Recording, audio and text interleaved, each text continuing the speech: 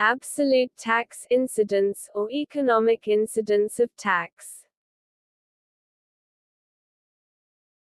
Absolute tax incidence refers to the final economic burden of a tax, that is, who actually pays the tax after market adjustments, regardless of who is legally responsible for paying it.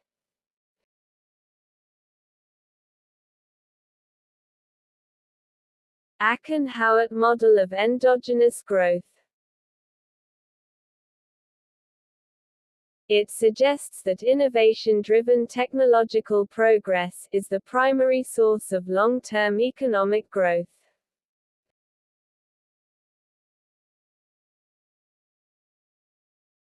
Akerlof's market for lemons.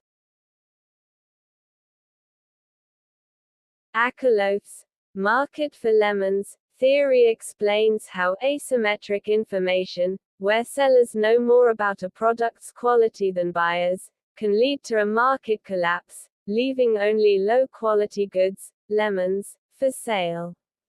In the used car market, for instance, buyers can't easily distinguish between good and bad cars, so they're hesitant to pay a price that reflects the potential for both. This discourages sellers of high-quality cars, as they won't receive a fair price for their product.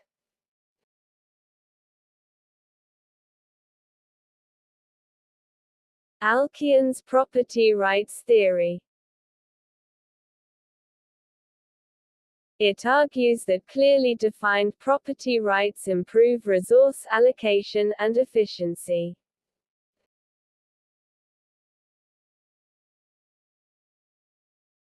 Alkion-Allen effect. It describes how fixed transport costs lead to a relative increase in the consumption of higher quality goods. The Alkion-Allen effect, described by Armand Alkion and William R. Allen in 1964, predicts that when prices of two substitutable goods increase by the same fixed per unit amount, like a shipping cost or tax, consumption will shift toward the higher grade, more expensive, good. This is because the fixed cost reduces the relative price of the higher grade good, making it more attractive to consumers.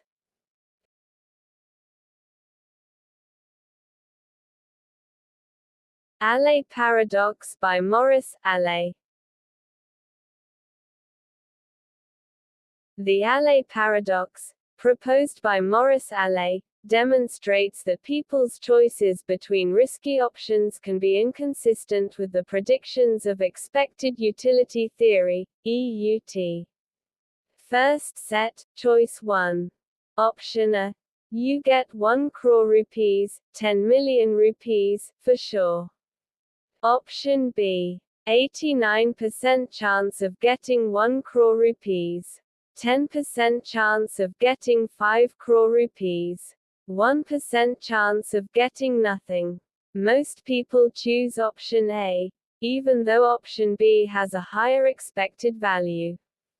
Why? Because they prefer the certainty of getting 1 crore rupees. Second set, choice 2. Option C. 11% chance of getting 1 crore rupees. 89% chance of getting nothing. Option D. 10% chance of getting 5 crore rupees. 90% chance of getting nothing. Most people now choose option D, preferring the higher payoff even with a slightly lower probability. What's the paradox? Here's the contradiction. In choice 1, people prefer the certainty of 1 crore rupees, option A. But in choice 2, when there is no certainty, they are willing to take more risk for a bigger reward, option D.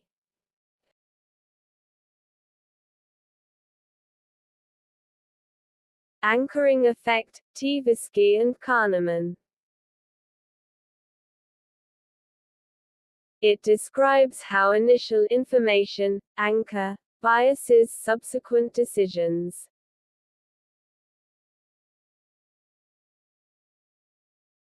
Arrow's impossibility theorem. It proves that no voting system can perfectly translate individual preferences into a collective decision without contradictions.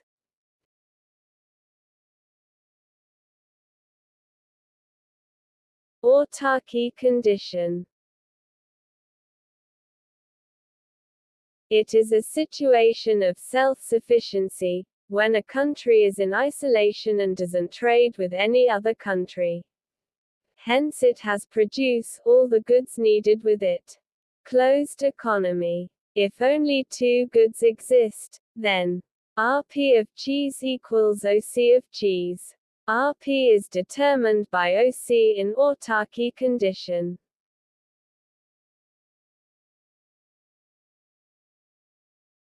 Bagehot's dictum. It recommends that central banks should lend freely during crisis but at a high interest rate to prevent more hazard.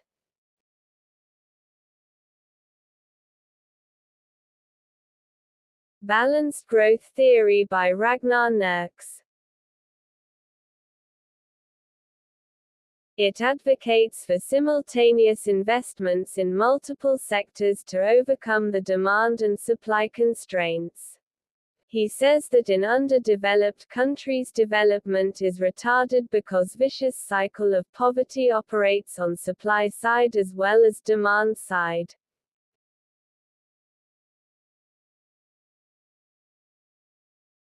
Balassa-Samuelson effect by Bella Balassa and Paul Samuelson.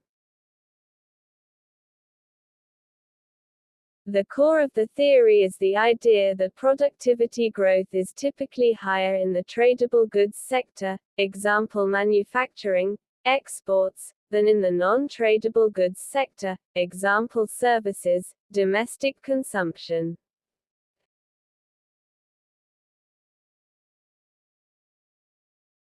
Bargaining theory by Nash.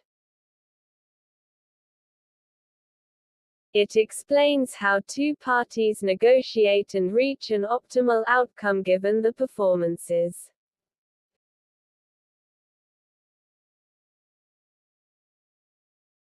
Barnett's aggregation theory.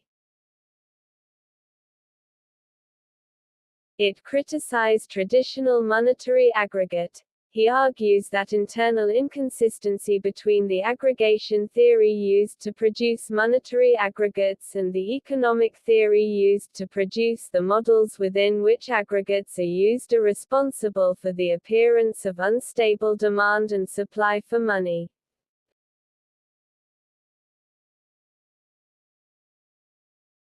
Barrow-Ricardo equivalence theorem. It argues that government borrowing and spending do not affect aggregate demand because people anticipate future taxes to pay for the debt.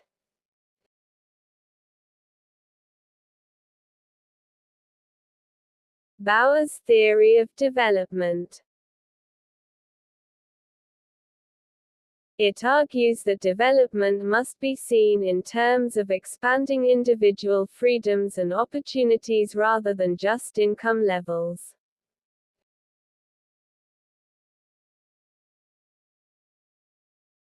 Baumol's Cost Disease by William J.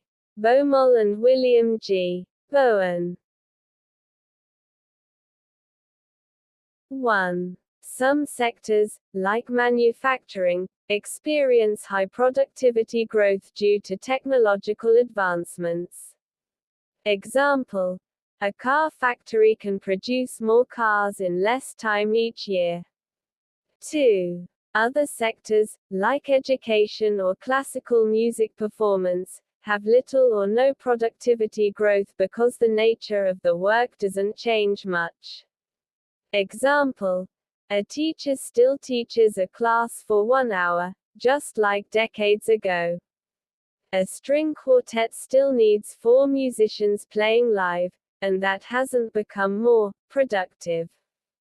3. Wages tend to rise across all sectors to attract talent, even in sectors where productivity hasn't improved. 4. As a result, costs in low productivity sectors rise faster because their productivity doesn't justify the higher wages, but they must pay them to compete with other sectors. Education. Tuition fees keep rising, even though lecture delivery hasn't become dramatically more efficient. Healthcare. Despite some technology use, many processes, like surgeries or nursing, remain labor-intensive. Public services, libraries, courts, and police also see rising costs with little productivity gain. Why it matters. Explains why service sector inflation can outpace overall inflation. Helps policymakers understand why public spending on services keeps rising. Important in budget planning for sectors that can't automate easily.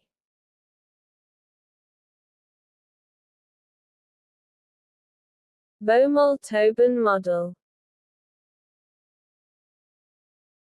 It explains how individuals balance transaction costs and interest rates when deciding how much money to hold.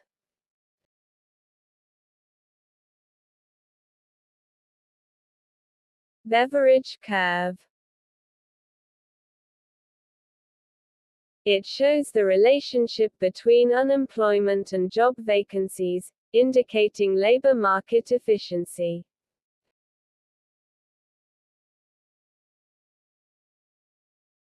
Big Push Theory by Paul Rosenstein-Roden. It states that large-scale investment in multiple sectors simultaneously is required to trigger economic development or to come out of poverty traps. His contention is that social marginal product of an investment is different from private marginal product of an investment. When a group of industries are planned together in accordance with social marginal product, then the rate of growth of economy is greater than what it could have achieved otherwise.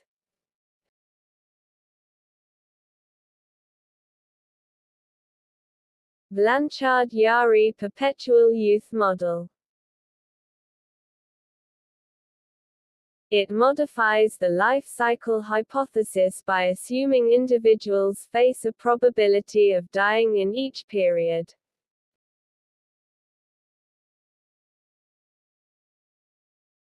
Bounded Rationality by Herbert A. Simon. It argues that people make decisions with limited information and cognitive processing capacity, leading to satisficing rather than optimizing behavior.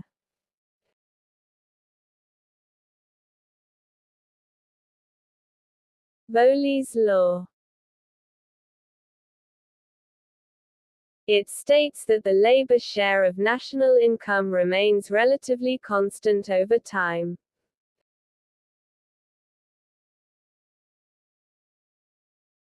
Bowley's model of bilateral monopoly.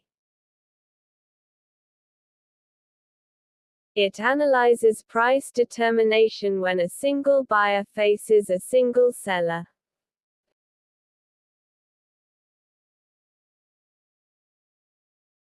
Brander-Krugman reciprocal dumping model. It explains why firms in similar countries engage in two-way trade of similar goods.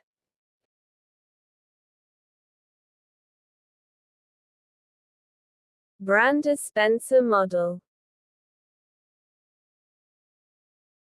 It is a strategic trade policy model that argues for government intervention in market with oligopolistic competition.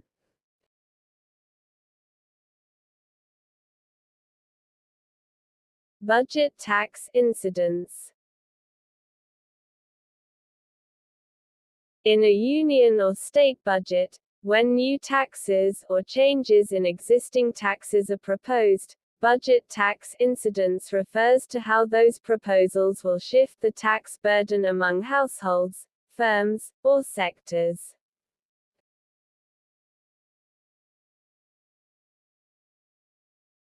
Capital fundamentalism, NERCS. It emphasizes capital accumulation as the primary driver of economic growth.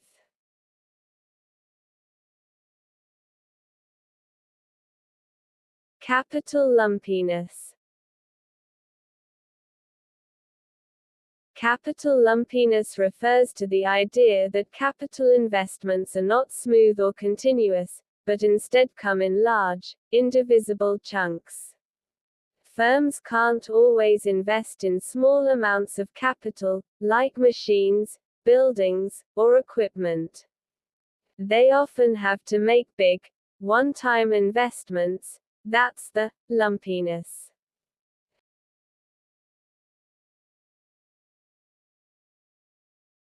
Chamberlain's large group model. It extends monopolistic competition to industries with many firms and product differentiation.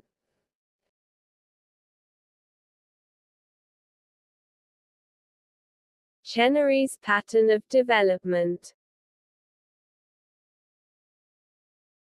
It describes the typical stages of industrialization, with growth initially fueled by imports and later by exports.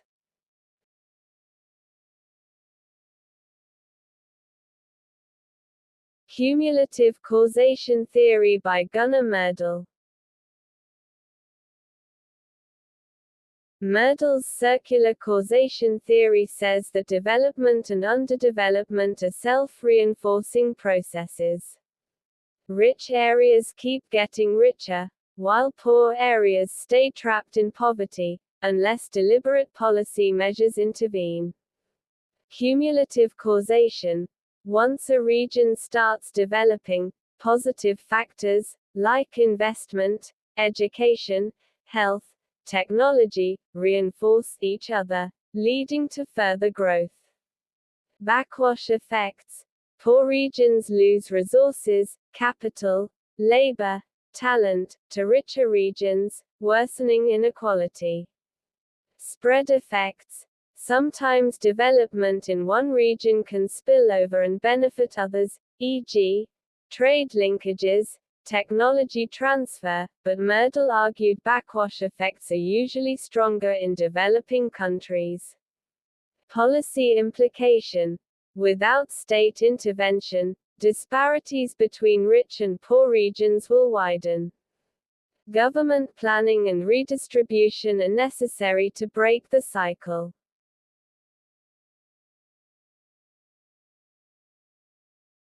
Circular cumulative causation by Nicholas Kaldor. Nicholas Kaldor extended Myrdal's idea and applied it to economic growth and trade. He emphasized the self-reinforcing relationship between industrial growth, productivity, and exports. Growth is circular and cumulative because exports right-pointing arrow growth. Higher exports stimulate output and income. Growth right-pointing arrow productivity. With more production, industries benefit from increasing returns to scale. Kaldor's, Verdorn's law. Productivity rises with output. Productivity right-pointing arrow competitiveness right-pointing arrow more exports. Rising productivity lowers costs, improving competitiveness, which increases exports further. Kaldor's circular cumulative causation highlights that exports, output growth, and productivity mutually reinforce each other, creating a self-sustaining cycle of growth, or stagnation.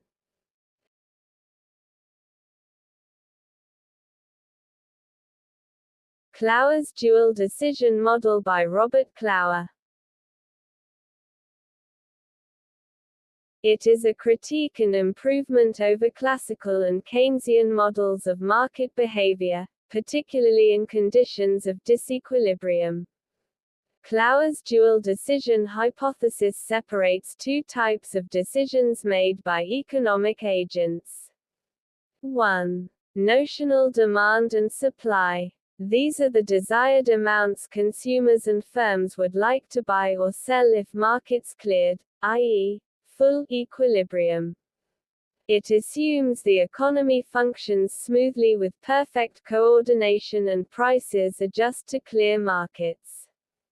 2. Effective demand and supply. These are the actual amounts agents are able to transact, given constraints like rationing and quantity constraints in disequilibrium, e.g., unemployment, excess supply. Effective demand reflects budget constraints and market limitations. Key insight: involuntary unemployment. Klauer's model helps explain involuntary unemployment, something classical models struggled with. For example, a worker may want to supply labor at a given wage, notional supply. But if firms aren't hiring due to low demand, that labor won't be employed, effective supply is zero. This explains why people may remain unemployed even if they are willing to work at prevailing wages. Core idea. Klauer argued that greater than money buys goods and goods buy money, but goods do not buy goods. This phrase criticizes the Walrasian general equilibrium assumption that all trades happen via a barter-like system where goods are exchanged for goods. Klauer emphasized the monetary nature of exchange. People make decisions constrained by the availability of money and liquidity, especially in disequilibrium.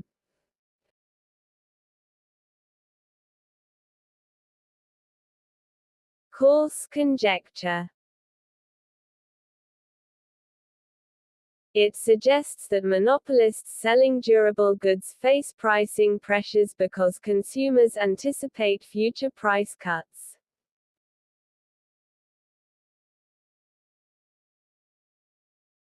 Coase theorem.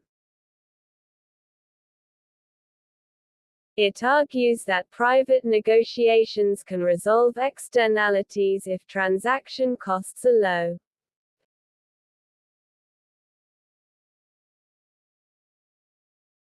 Coase approach to externalities. It relies on assigning property rights and facilitating negotiation between affected parties to reach a mutually beneficial solution, essentially allowing the market to resolve the externality through bargaining.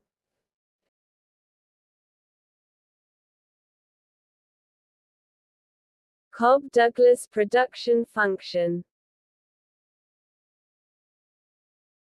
It is a widely used function that explains output as a combination of labor and capital inputs with constant elasticity of substitution.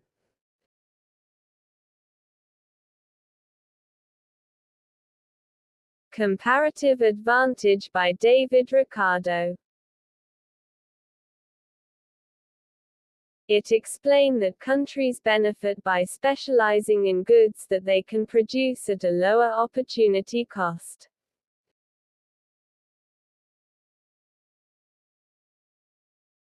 Contestable market theory.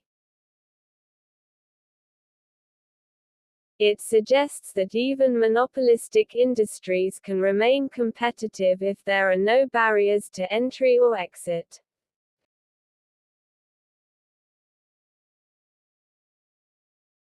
Creative destruction by Joseph Schumpeter. It describes how innovation and technological change continuously disrupt and replace existing industries, driving economic progress.